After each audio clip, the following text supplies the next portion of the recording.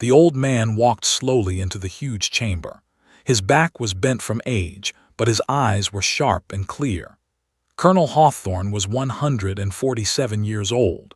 The life extension drugs kept his mind working perfectly, even though his body showed every year he had lived. The Galactic Council chamber was bigger than most cities on Earth. Floating platforms held the representatives from dozens of different alien species. The walls were made of some kind of crystal that glowed with soft blue light. Had been in many impressive places during his long life, but nothing like this. He looked around at the aliens watching him. They sat in perfect rows, their gray skin gleaming under the lights. They were known for being logical and careful about everything. They moved together like they shared one mind, which they did. Their insect-like bodies clicked and buzzed as they communicated. They floated in energy suits, their technology so advanced that most species could not even understand how it worked. All of them were staring at with the same expression. They thought humans were primitive. They thought Earth was lucky to even be considered for membership in their alliance. For the past 3 hours, they had been explaining why humanity was not ready to join the galactic community. The humans have only been traveling between stars for 200 years, said the lead representative. His voice was flat and emotionless. Their fastest ships can barely reach 30% of light speed. They use crude fusion engines and basic metal hulls. They are at least 500 years behind the minimum technology level for council membership. They buzzed their agreement. They stood up on 6 legs and spoke in their strange, echoing voice. The hive mind has calculated their advancement rate. Even with our help, it will take humans 3 centuries to reach acceptable technological standards. They should be grateful we are willing to consider them at all. They said nothing, but their energy fields flickered in patterns that knew meant dismissal. They thought this whole meeting was a waste of time. Stepped forward to the speaking platform in the center of the chamber. His footsteps echoed in the silence. He had been Earth's representative to the galaxy for 20 years now. He had listened to these same arguments dozens of times. Today, he was tired of listening. "You think you know everything about human technology," said. His voice was old but strong. "You look at our ships and see primitive fusion drives. You see metal hulls and think we are children playing with toys. You have made one very big mistake." The aliens shifted in their seats. Some made sounds of annoyance. The representative leaned forward. "What mistake would that be, human?" Smiled. It was not a friendly smile. "You think what you see is all there is to see. You think humans always tell the truth about what we can do. Let me tell you something about my species. We are very good at keeping secrets." He reached into his jacket and pulled out an old photograph. The picture showed a sleek, black aircraft sitting on a runway. It looked like a dart made of shadow and steel. "This is an SR-71 BLACKBIRD. I used to fly one of these back in the 1980s, when Earth was still using chemical rockets to reach space." The representative finally spoke. Their voice came from everywhere at once, a side effect of their energy technology. "Ancient history is not relevant to this discussion. Primitive atmospheric craft from your pre-space era cannot justify galactic membership." Looked up at the floating platform where they waited. "You think it was primitive. The official records say this aircraft could fly at Mach 3.3. That means about 3 times the speed of sound. Not very impressive, right?" The chamber was quiet except for the humming of the life support systems.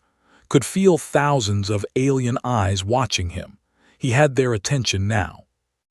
"The official records were lies," said quietly. "I was there. I flew those missions. On my last flight in 1987, my SR-71 hit Mach 47. That is 47 times the speed of sound, in atmosphere, using 1980s Earth technology." The silence in the chamber became complete. Could hear his own heartbeat. They began making rapid calculations on their data tablets. They started buzzing frantically to each other. Even the energy fields flickered with what might have been surprise. "Impossible. the representative said. No chemical propulsion system could achieve such speeds in atmosphere. The heat alone would destroy any known materials. Nodded. You are right. Chemical propulsion could not do it. We were not using chemical propulsion. We were using something much more interesting. He paused and looked around the chamber again. Every alien was leaning forward now, waiting for his next words. For 200 years, humanity had been the newcomers to galactic society. They had been treated like children who needed to be taught everything. Today, that was going to change. We found one of your ships, said. Crashed in our desert in 1952. Took us 35 years to figure out how the engine worked. But humans are very good at taking things apart and putting them back together in new ways. By 1987, we had built engines that could do things even the original designers never imagined. The chamber erupted in noise. Aliens were shouting questions in dozens of languages. The translation systems could not keep up, stood calmly in the center of it all, waiting for quiet to return. Finally, the lead managed to restore order. You are claiming that primitive Earth reverse-engineered advanced galactic technology, using 1980s manufacturing capabilities. This is not possible. Shrugged, possible or not, it happened. And that Mach 47 flight, that was just the beginning. You want to know why you should let humans into your alliance? Let me tell you what really happened during my last mission in the SR-71. Let me tell you about the day we accidentally discovered that your people had been watching Earth for decades. And let me tell you how we fought back. The old man paused again, enjoying the complete attention of the most powerful beings in the galaxy. Because that was the day we proved that human engineering is not primitive at all. It is something much more dangerous. It is unpredictable. Captain Hawthorne walked across the tarmac at Edwards Air Force Base. The Nevada sun was brutal, even at 6 in the morning. He could already feel sweat forming under his flight suit. In front of him sat the most beautiful aircraft he had ever seen. The SR-71 BLACKBIRD looked like it had been carved from a single piece of midnight. Its skin was so black it seemed to absorb light. The long, pointed nose stretched out like a spear. The engines hung beneath delta wings that swept back like the wings of some prehistoric bird. Even sitting still, it looked fast. But this was not the SR-71 that the public knew about. This one had no serial numbers, no identification markings. The only thing that showed it belonged to the U.S. Air Force was a small flag painted near the cockpit. This aircraft officially did not exist. Beautiful is not she? Turned to see Colonel James Mitchell walking toward him. Mitchell was the project commander for something called Helios Gate, had been trying to get information about the project for 2 weeks, ever since he got orders to report to Edwards. All he knew was that it involved the BLACKBIRD program and had the highest security classification he had ever seen. She looks different from the regular SR-71's, said. Bigger engines, different wing shape. Mitchell nodded. That is because she is different, very different. Walk with me, Captain. It is time you learned what you volunteered for. They walked toward a hangar that sat away from the main base. Armed guards checked their identification 3 times before letting them inside. The hangar was huge and mostly empty, except for banks of computers and a strange device that looked like a metal egg sitting on a stand. What you are going to hear today cannot leave this room, Mitchell said. As far as the world knows, the SR-71 can fly at Mach 3.3 and reach an altitude of 85,000 feet. That is what we tell Congress. That is what we tell the Russians. That is what we tell our own pilots, except for a very few. Looked at the egg-shaped device. It was covered in symbols that hurt his eyes to look at directly. The metal seemed to shift color as he watched. What is that thing? That is what makes the real SR-71 possible, Mitchell said. We call it a power core, but we do not really understand how it works. We found it in a crashed vehicle in the Nevada desert in 1952. along with several other pieces of technology that were definitely not made on Earth. Felt his mouth go dry. "You are talking about aliens." "I am talking about a reconnaissance probe that crashed near Area 51 35 years ago. The beings who sent it are still out there somewhere, and they are still watching us. Your job is going to be flying missions to watch them back." Mitchell led him to the computers. The screens showed technical drawings of the SR-71's engines, but these were not the engines had studied in flight school. These had additional components that made no sense. Tubes and chambers and devices that seemed to twist space around themselves. "Our best scientists spent 20 years trying to understand how the alien power core worked," Mitchell explained. "They failed completely. Then in 1975, they tried a different approach. Instead of trying to understand it, they tried to use it. They connected it to a standard J-58 engine and saw what happened." "What happened?" asked. Mitchell smiled. "The test engine produced 15 times more thrust than it should have been able to, and it did it while using less fuel than a normal engine. The alien device was somehow increasing the efficiency of our technology by interacting with it in ways we still cannot explain." They spent the next hour going through technical manuals and flight procedures. The modified SR-71 could do things that seemed impossible. It could reach speeds above Mach 40 in atmosphere. It could climb to altitudes where space began. Most importantly, it could do something called dimensional shifting that allowed it to briefly exist in a different layer of space-time. "The aliens have been sending scout ships to Earth for decades," Mitchell told him. "They hide in dimensional space where our normal radar cannot detect them, but this aircraft can follow them there. Your mission is to intercept alien scouts and gather intelligence about their capabilities." Looked at the flight manual again. The numbers still seemed impossible. "How many pilots know about this?" "You will be the fifth. 2 of the others died in training accidents.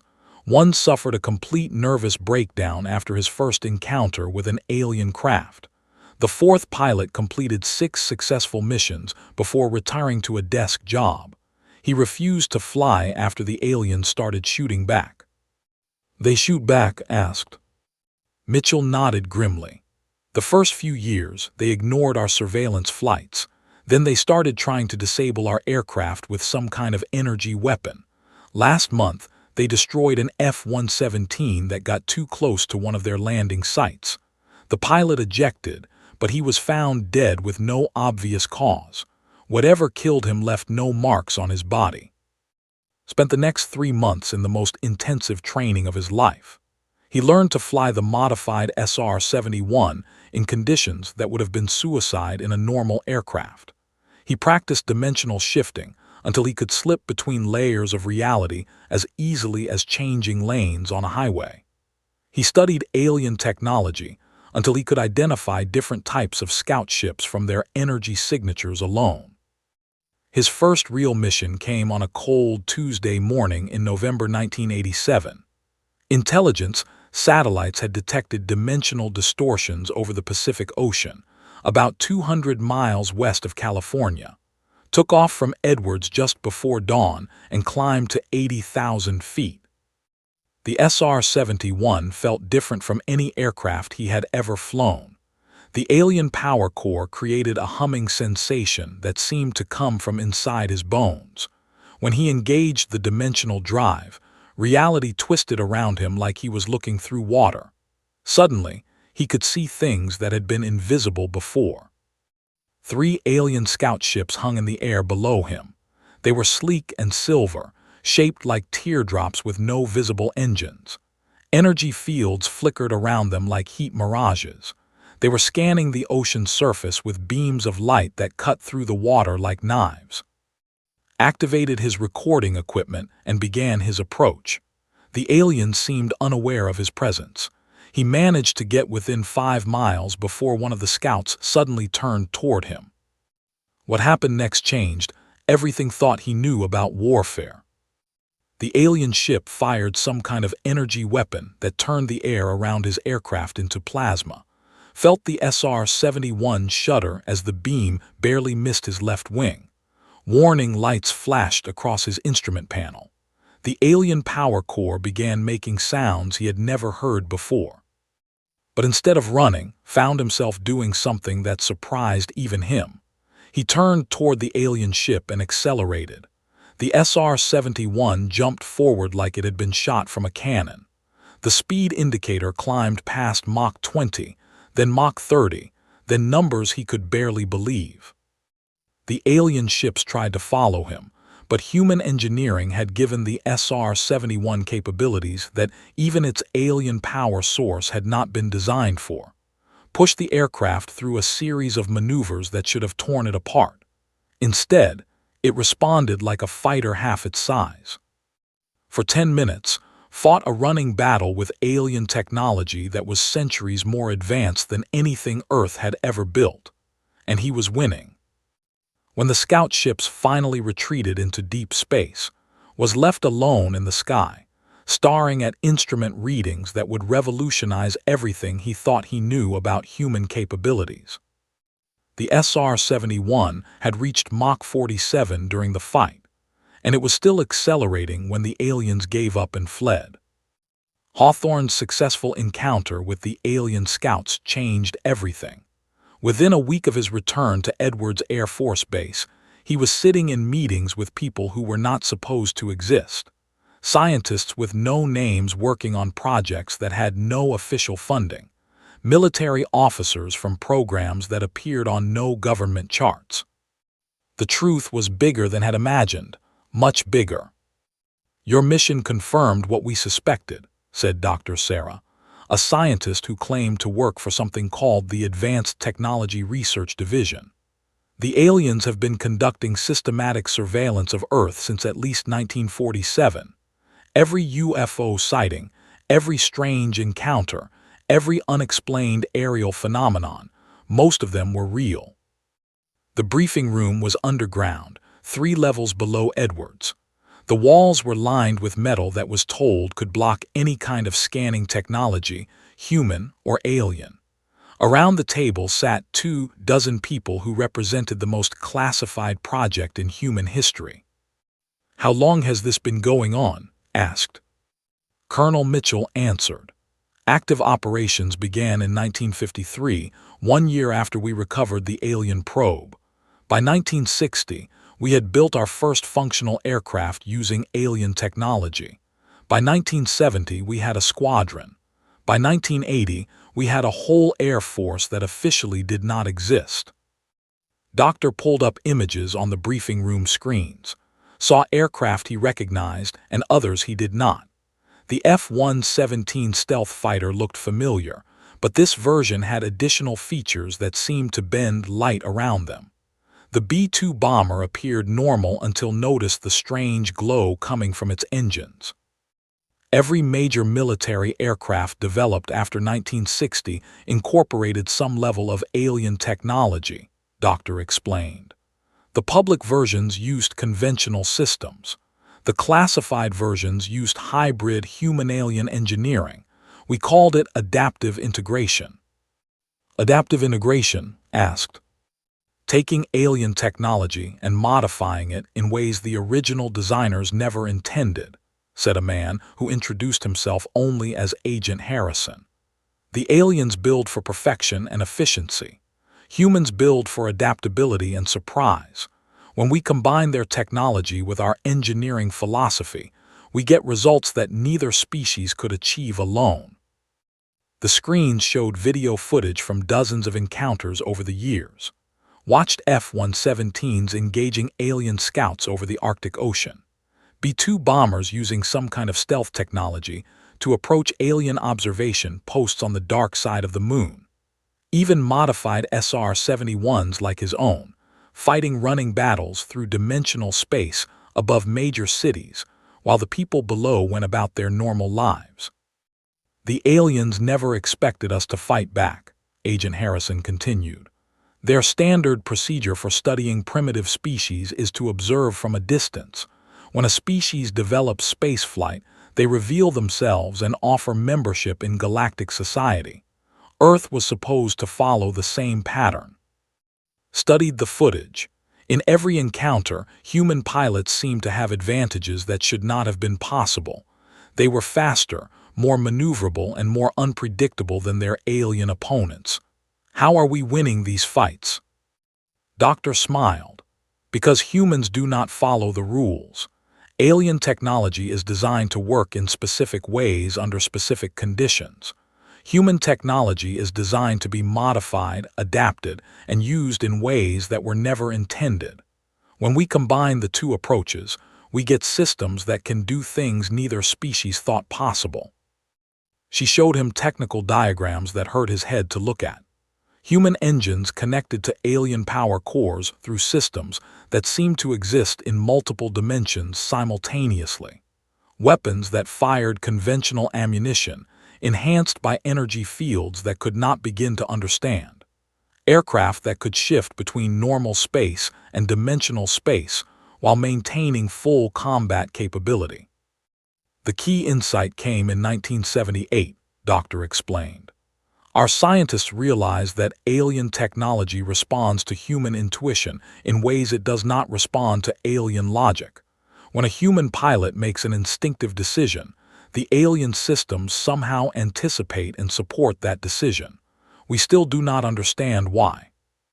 Thought about his own experience fighting the scout ships. He had made dozens of split-second decisions during the encounter, and the SR-71 had responded to each one perfectly. It was like the aircraft had been reading his mind. "What do the aliens think about this?" he asked. Agent Harrison's expression became grim. "They are confused and frustrated. They have been studying us for 40 years, and they still cannot predict human behavior. Every time they develop a countermeasure for our technology, we modify it in ways they do not expect. They have started referring to humans as the chaotic species in their communications." The briefings continued for 3 days. Learned about battles fought in places that did not officially exist. He saw footage of human pilots engaging alien technology in the rings of Saturn, above the polar ice caps, and in dimensions that existed alongside normal space but separate from it. The war was not just about individual encounters.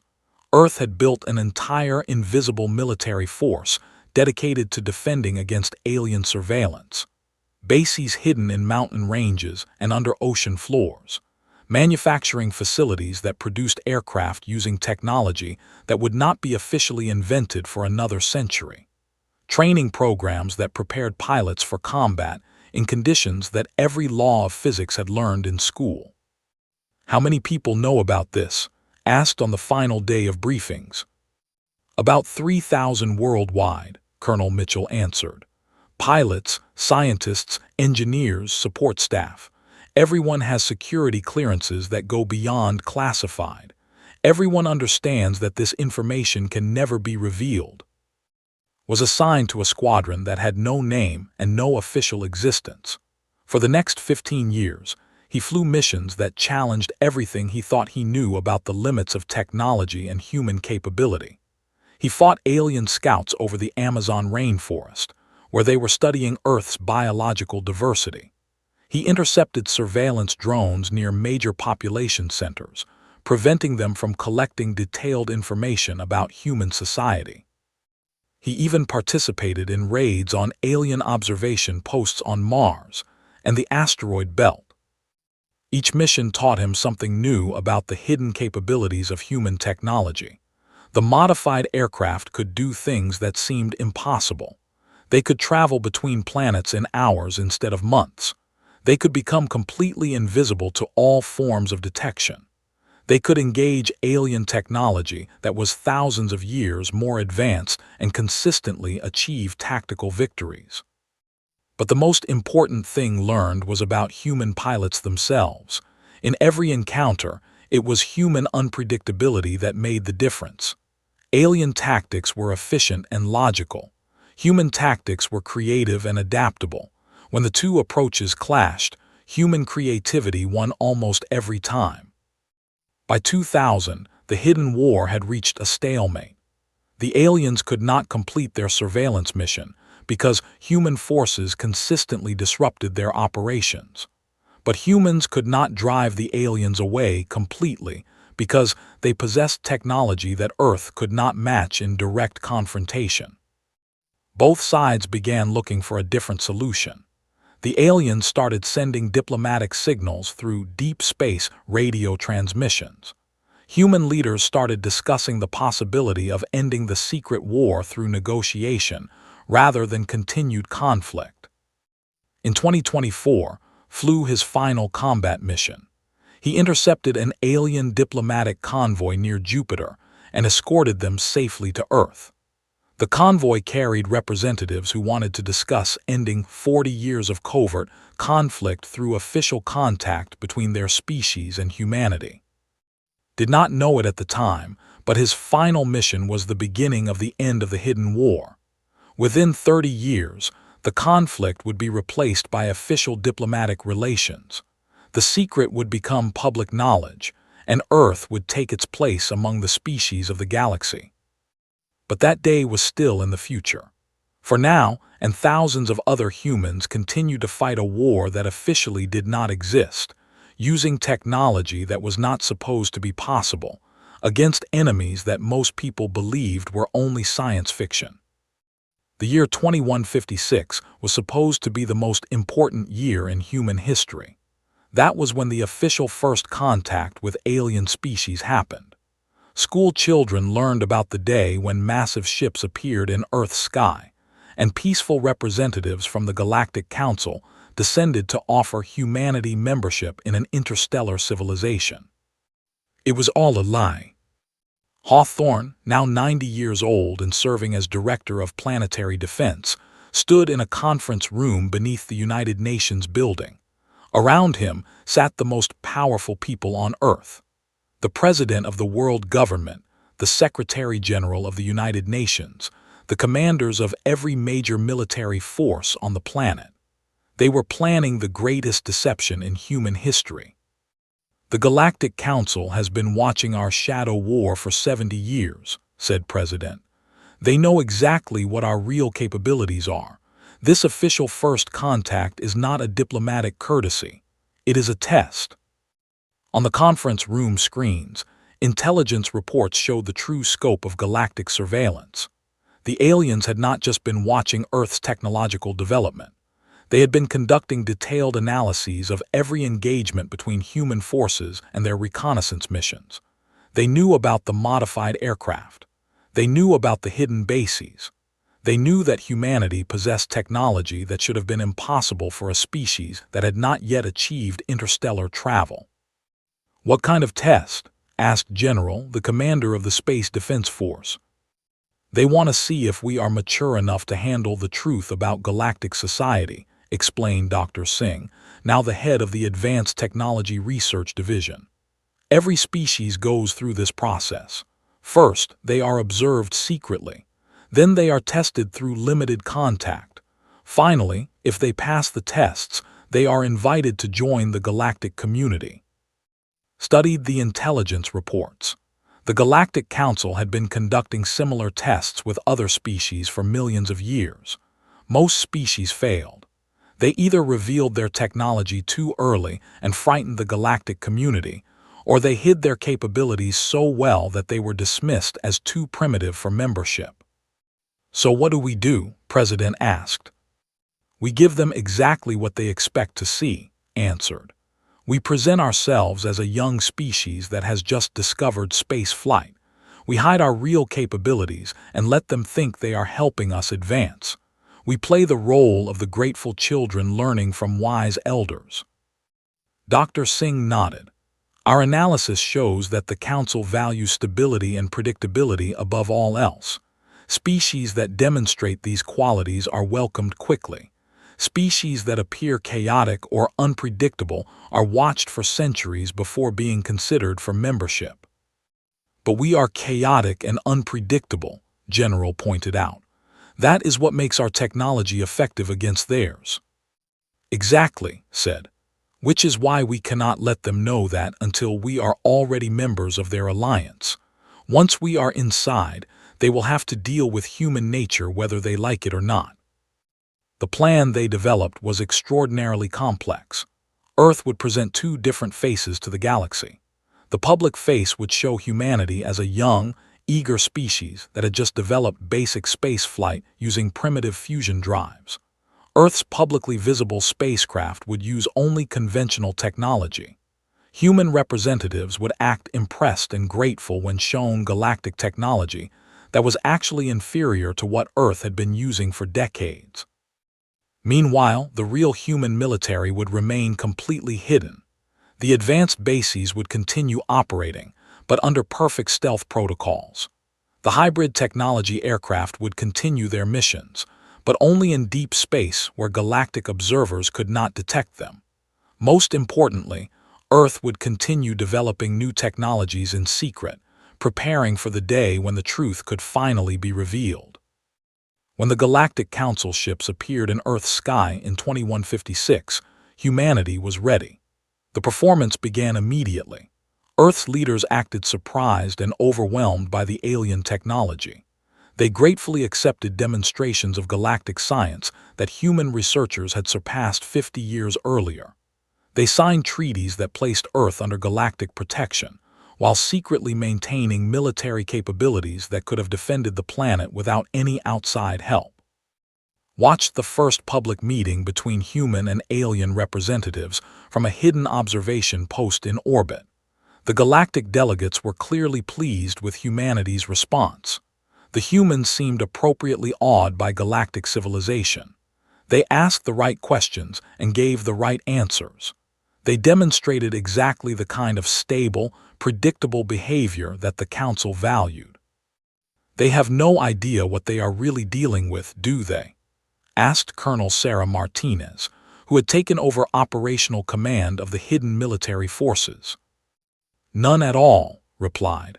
"They see what we want them to see, a young species that is grateful for guidance and eager to learn. They think they are bringing primitive humans up to galactic standards." The deception continued for years. Earth established public colonies using the basic technology that the Galactic Council provided. These colonies grew slowly and steadily, following predictable patterns that the Council had seen from dozens of other young species. Meanwhile, secret human installations spread throughout the solar system, using advanced technology that made galactic equipment look primitive by comparison. Human representatives attended galactic conferences and educational programs. They learned about galactic history, culture, and technology. They formed friendships with alien species and participated in joint scientific projects, all while secretly gathering intelligence about galactic military capabilities, political structures, and potential weaknesses. The most challenging part of the deception was restraining human technological development. Earth's scientists kept making breakthrough discoveries that would have revealed humanity's true advancement level. New propulsion systems, weapons technologies, and computer systems had to be developed in secret, and then hidden from galactic observers. "It is like trying to hide the sun behind a candle," Dr. Singh complained during one security briefing. "Our people keep inventing things that would revolutionize galactic civilization. Keeping it secret is becoming impossible." "We only have to maintain the deception for another generation," reminded her. "Once we have full membership in the Galactic Council, we can begin revealing our capabilities gradually. We just have to be careful about how we do it." The breakthrough came in 2184, 28 years after first contact. A joint human galactic research project accidentally discovered a new form of faster-than-light travel that was far superior to existing galactic technology. The discovery could not be hidden because it had been made in a public laboratory with galactic observers present. The galactic representatives were stunned. The new technology represented an advancement that should have taken centuries of development.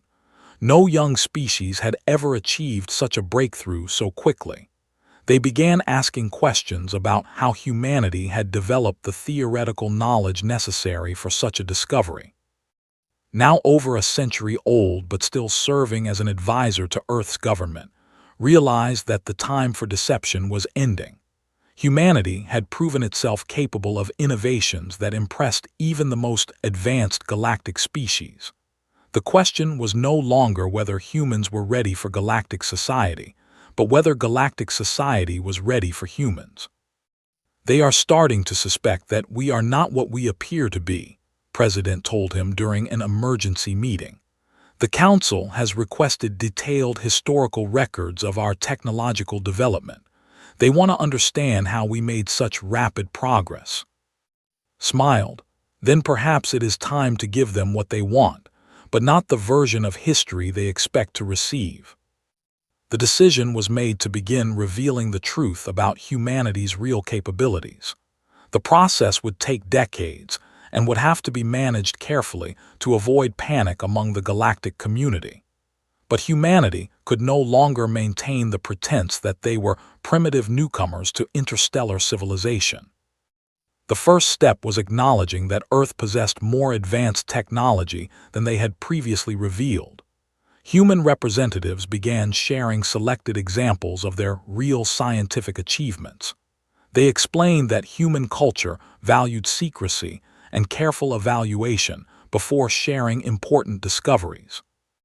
The galactic representatives were intrigued rather than alarmed. They interpreted humanity's hidden capabilities as evidence of wisdom and maturity rather than deception.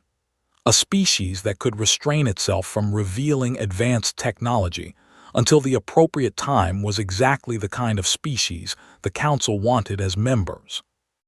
What the Galactic Council did not yet understand was that humanity's hidden technology was not just more advanced than they had revealed.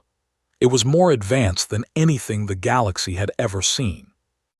And Hawthorne, the old pilot who had started it all with a single impossible flight in an SR-71 BLACKBIRD, was finally ready to show them exactly what humans could really do.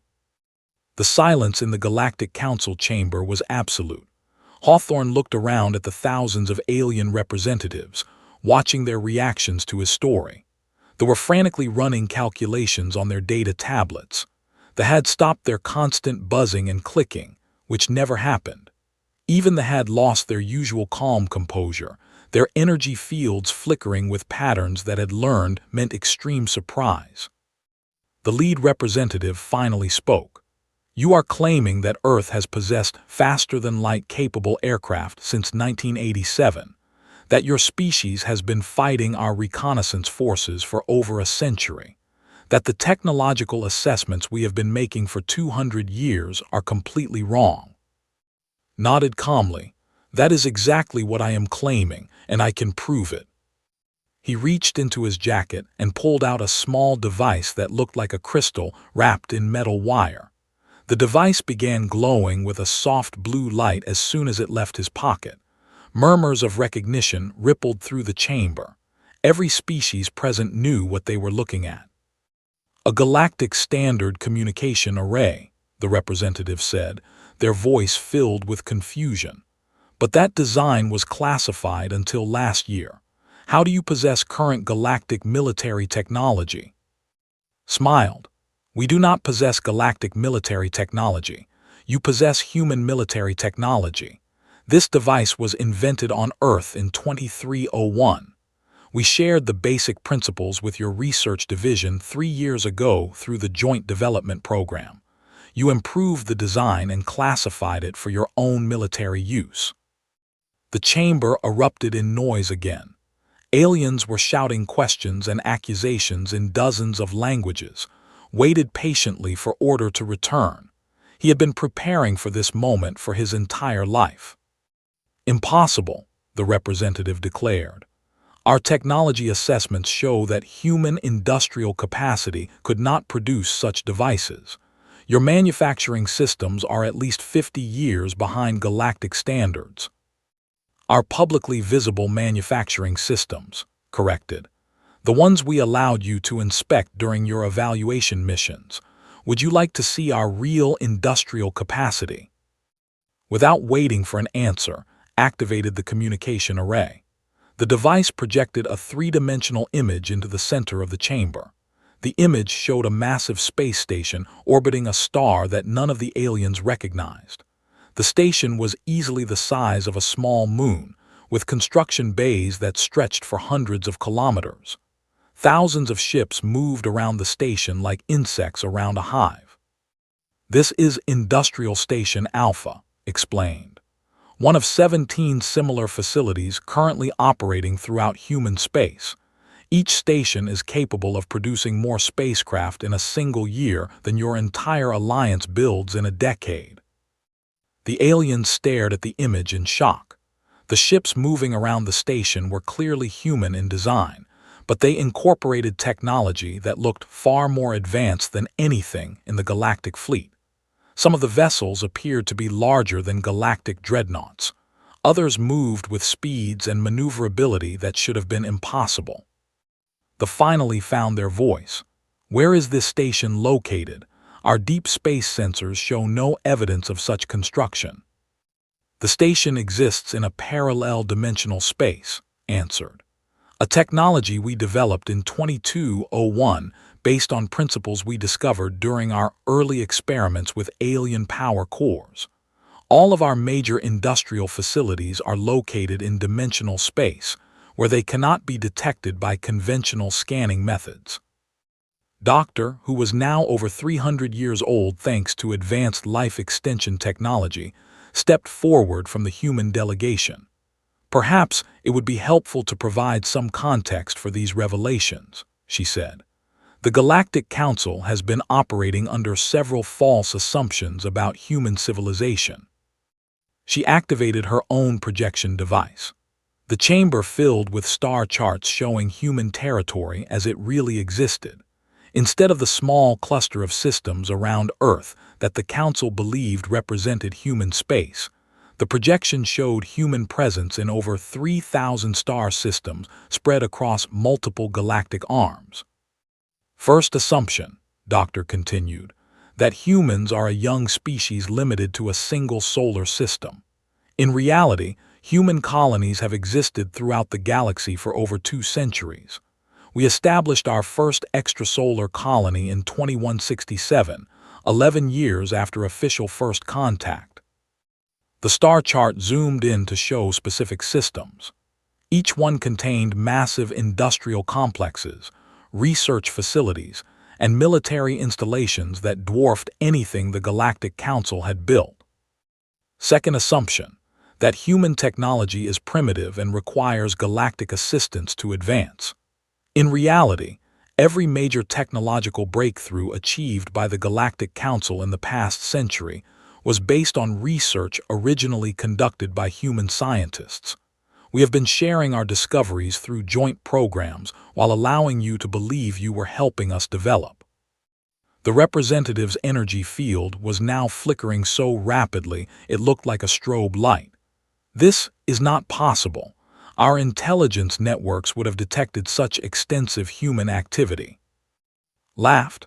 "Your intelligence networks have been thoroughly compromised since 2089. Every piece of information you receive about human activities is filtered through our security services. You see exactly what we want you to see, nothing more." The projection changed again, this time showing detailed technical specifications for human spacecraft. The numbers were staggering. Human ships could travel at speeds approaching Mach 2000 in atmospheric conditions. Their faster-than-light drives could cross the entire galaxy in a matter of days. Their weapons systems could destroy entire fleets with single shots. Third assumption, Doctor said, that humans would be grateful junior partners in galactic civilization. The truth is that human technology is already superior to galactic technology in almost every important category. We do not need your protection or guidance. We never did. The lead representative was rapidly calculating something on his data tablet. If your technology is so advanced, why have you maintained the deception? Why not reveal your capabilities and claim your rightful place as the dominant species in the galaxy? And Doctor exchanged glances. This was the moment they had been building toward. "Because," said quietly, "that is not how humans think. We do not want to be the dominant species. We want to be the species that makes everyone else better than they thought they could be." The chamber fell silent again. This was not the answer anyone had expected. "We studied galactic civilization for over a century before revealing ourselves," Doctor explained. "We learned that most species follow the same pattern. They develop technology, achieve interstellar travel, and then spend thousands of years slowly improving their capabilities through careful, methodical research. It works, but it is incredibly slow. Humans do not work that way," added. "We take existing technology and modify it in ways that were never intended. We combine different approaches to create solutions that no one else would think to try. We make intuitive leaps that bypass centuries of methodical development." The projection changed one final time, showing a timeline of technological advancement in the galaxy over the past 2 centuries. Before human involvement, the rate of progress had been steady but slow. After humans began secretly sharing their research through joint programs, the rate of advancement had increased by over 300%. "Every species in this chamber has benefited from human innovation," Doctor said. "Your faster-than-light drives use principles we discovered. Your energy weapons are based on designs we developed. Your medical technology incorporates techniques we invented. We have been accelerating galactic civilization for 200 years while letting you believe it was your own achievement." The representative finally spoke again. "Why? Why help us while keeping your true nature secret? What do you gain from this deception?" Smiled. "We gain friends instead of enemies. We gain partners instead of subjects. If we had revealed our true capabilities 200 years ago, you would have feared us. You would have tried to contain or control us. Instead, you have learned to trust us. You have seen that humans can be counted on to share their discoveries and help other species advance." "And now," asked the representative, "now that we know the truth." "Now you have a choice," said.